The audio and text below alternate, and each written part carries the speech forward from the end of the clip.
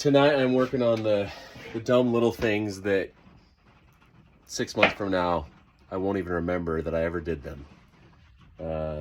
We're just doing the electrical details for the speedometer.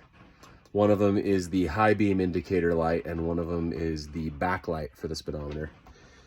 So we're getting closer to getting the gauges done. Okay, the speedometer cable needed quite a bit of TLC, but it's working now and it's hooked up. And now the Speedo is hooked up to the dash, even the backlight. So we're gonna find out if it works. All right, key on. Yeah, heck yeah. Wow, I am so excited. Okay, now we see if it works.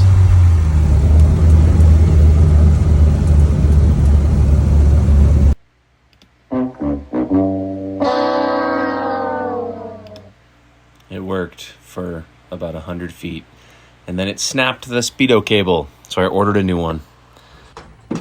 So my speedometer busted right after I hooked it up. The cable snapped. So I got a fresh brand new cable. And these threads screw onto the back of the speedometer.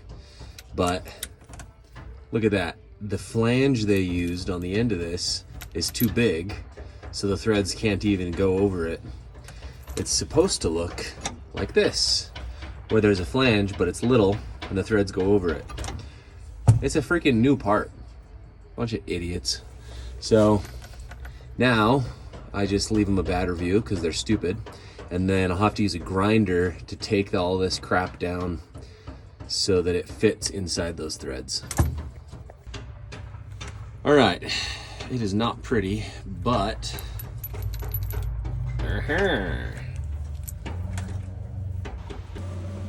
so I got the new speedometer cable hooked up, and that's really cool and all, but now the speedometer is just totally busted itself.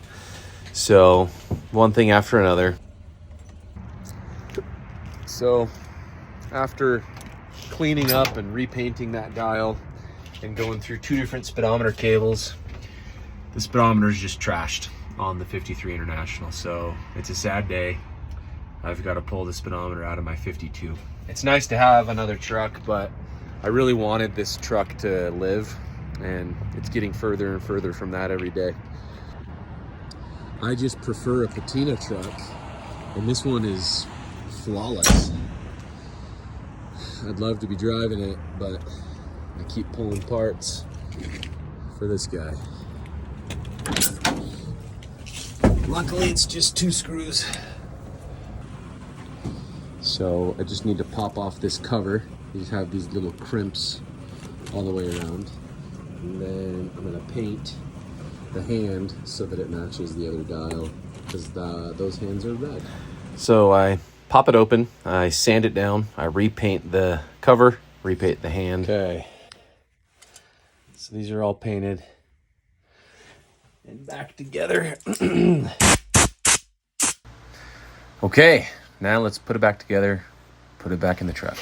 Okay guys, this is a rough night with projects. So I went and got the speedometer out of my 52, took it apart, painted it, cleaned it, put it back together. It doesn't work.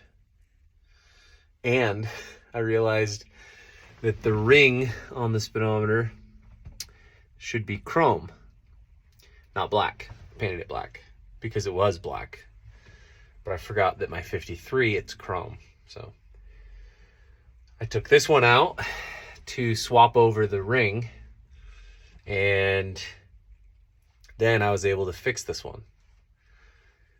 And I just put it back in, and I lubricated it, and it sounds better, looks better. It might work now. Let's find out. Okay, I also put in 6-volt light bulbs because the 12-volt light bulbs were so dim I could hardly see the gauges. 6-volt, I'm sending 12 volts to them, so they're crazy bright and they're probably gonna blow, but they look awesome for now. Boom, look at those. So let's get driving and see if the speedometer works. All right, so after lots of ups and downs, after multiple speedometer cables and multiple speedometers and some dissection, it works. I ended up just lubricating the initial one from the 53, and it fixed the issues I was having, and now everything runs.